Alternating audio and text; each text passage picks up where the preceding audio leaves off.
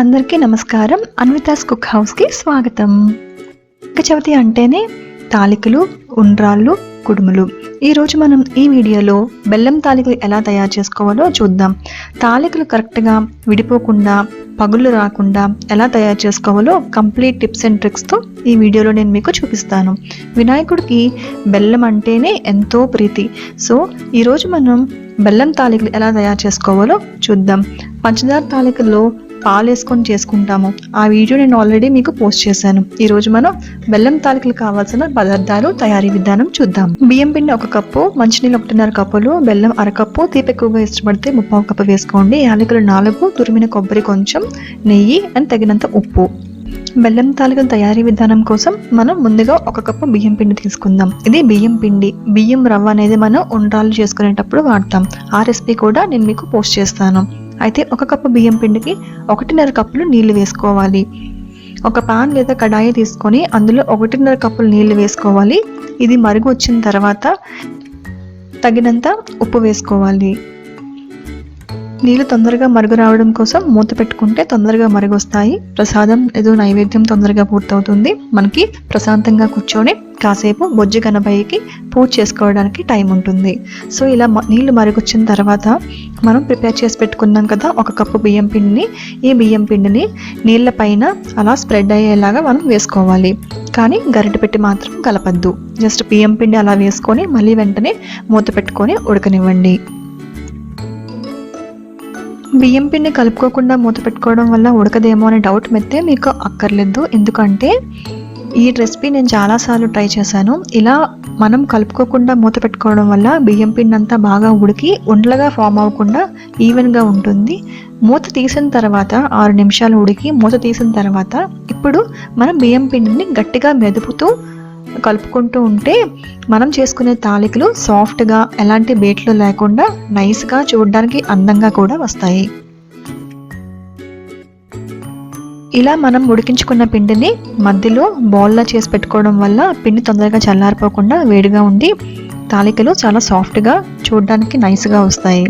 ఈ ఉడికించిన పిండిలో ఒక 2 లేదా 3 టేబుల్ స్పూన్ల పిండి తీసి పక్కన పెట్టుకోండి. ఇది ఎందుకు అనే టిప్ అండ్ ట్రిక్ అనేది నేను లాస్ట్లో చెప్తాను. ఇప్పుడు మిగిలిన పిండిని మనం రౌండ్ బాల్స్లా చేసుకొని, లేదు అంటే తాలికల్లా చేసుకొని మనం హారతి వండుకోవడానికి యూస్ చేసుకోవాలి. తాలికల్లా చేసేటప్పుడు మాత్రం గట్టిగా నొక్కకుండా పిండిని కొంచెం తేలిగ్గా అంతా ఈవెన్గా నొక్కాలి. దీనివల్ల బ్రేక్స్ లేకుండా సాఫ్ట్గా వస్తాయి తాలికలు. మనం తాలికలు చేయడం కోసం పిండి తీసుకున్న ప్రతిసారి మనం తీసుకున్న గిన్నెకి మూత పెట్టుకోకపోతే పిండి చల్లారిపోతుంది. కాబట్టి మర్చిపోకుండా మూత పెట్టుకొని పిండి వేడి మీద ఉండేలాగా చూసుకోండి.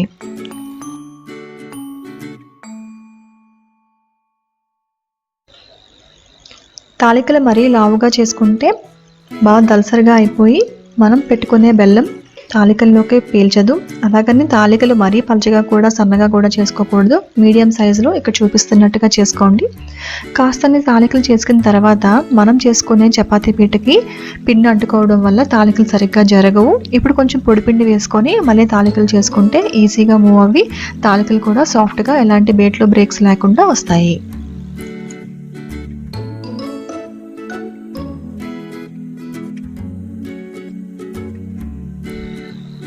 సో మనం ఉడకపెట్టి పెట్టుకున్న పిండితోనే ఇలా తాలికలన్నీ ప్రిపేర్ చేసుకొని పక్కన పెట్టుకోవాలి. ఇప్పుడు బెల్లం పాకం కోసం కొంచెం నీళ్ళు వేసుకోవాలి. 3 లేదా 4 టేబుల్ స్పూన్ల నీళ్ళు వేసుకోవాలి బెల్లం కరగడం కోసం. 1 కప్పు బియ్యం పిండి తీసుకున్నాం కాబట్టి 1/2 కప్పు బెల్లం తీసుకోవాలి. స్వీట్ అంటే కొంచెం ఎక్కువగా ఇష్టపడే వాళ్ళు 3/4 కప్పు బెల్లం తీసుకొని ఈ బెల్లంని మనం పెట్టుకున్న వాటర్లో వేసి బెల్లం అంతా కరిగే వరకు కొంచెం లోలో పెట్టుకొని ఫ్లేమ్ ఉంచుకొని మిక్స్ చేస్తూ ఉండాలి.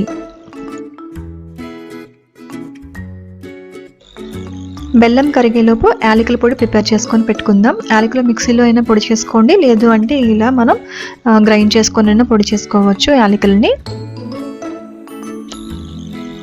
మనం ముందుగా బియ్యం పిండి ఉడకపెట్టినప్పుడు 2 లేదా 3 టేబుల్ స్పూన్లు తీసి పక్కన పెట్టుకోండి అని చెప్పాను కదా. సో ఆ బియ్యం పిండిని మనం ఇప్పుడు కొంచెం వాటర్ వేసుకొని ఈ బియ్యం పిండిలో, ఉడకపెట్టిన బియ్యం పిండిలో దీన్ని జారుగా, దోస పిండిలాగా జారేలాగా, ఎలాంటి ఉండలు లేకుండా మెత్తగా వచ్చేలాగా కలుపుకోవాలి. ఈ బియ్యం పిండిని ఆఖరిలో మనం తాలికలు చేసిన తర్వాత అవి బెల్లం పాకంలో వేసిన తర్వాత ఈ బియ్యం పిండిని కూడా వేస్తే మనకి మంచి కన్సిస్టెన్సీ వస్తుంది. హారతి చక్కగా చిక్కపడి చాలా బాగుంటుంది తినడానికి. పచ్చి బియ్యం పిండి వేసిన హారతికి ఇలా ఉడికించిన బియ్యం పిండి ఆఖరిలో కలిపిన హారతికి చాలా టేస్ట్ డిఫరెన్స్ ఉంటుంది.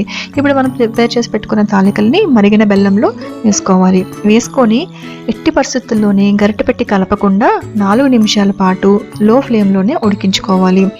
గరిటె మాత్రం పెట్టి ఎట్టి పరిస్థితుల్లోనే కలపద్దు. అలా కలిపితే తాలికలు విడిపోతాయి, ఇరిగిపోతాయి. ఇప్పుడు మనం ప్రిపేర్ చేసి పెట్టుకున్న రైస్ ఫ్లోర్ స్టార్చ్ని ఇలా తాలికల్లో వేసుకొని కొంచెం యాలకుల పొడి కూడా వేసుకోండి. ఇలా వేసుకొని 2 నిమిషాల పాటు లో ఫ్లేమ్లో ఉడికించుకోవాలి. గరిటె మాత్రం పెట్టి కలపకండి. ఇలా చేస్తే తాలికలు విడిపోతాయి, ఇరిగిపోతాయి. ఆఖరిగా మనం కొబ్బరి ముక్కలు వేయించుకోవడం కోసం 3 టేబుల్ స్పూన్లు నెయ్యిని ఒక పాత్రలో వేసుకొని నెయ్యి కొంచెం వేడెక్కిన తర్వాత సన్నగా ఇలా తరిమిన కొబ్బరి ముక్కల్ని ఆ నేతిలో వేసి కొంచెం దోరగా వేయించుకోవాలి. మరి ఎరుపు రంగు వచ్చేంత వరకు కొబ్బరి ముక్కలను వేయించుకోకండి. ఇంపార్టెంట్ టిప్, ఎలా వేయించుకోవడం వల్ల నూనె వాసన వచ్చే ఛాన్సెస్ ఎక్కువగా ఉంటాయి. ఇప్పుడు కొబ్బరి ముక్కల్ని మనం ప్రిపేర్ చేసి పెట్టుకున్న తాలికల్లో వేసుకోండి. ఇలా బెల్లం హారతిలో పాలు కూడా వేసుకోవాలి అనుకుంటే మరికి చల్లార్చిన పాలని ఈ బెల్లం హారతిలో మీరు కలుపుకోండి. కానీ జాగ్రత్త, వేడి మీద ఉన్నప్పుడు కలుపుకుంటే విరిగిపోతాయి. ఇలాంటి మరెన్నో రెసిపీస్ కోసం అన్వితాస్ కుక్ హౌస్కి సబ్స్క్రైబ్ అవ్వండి. థ్యాంక్ యూ అండ్ నమస్తే.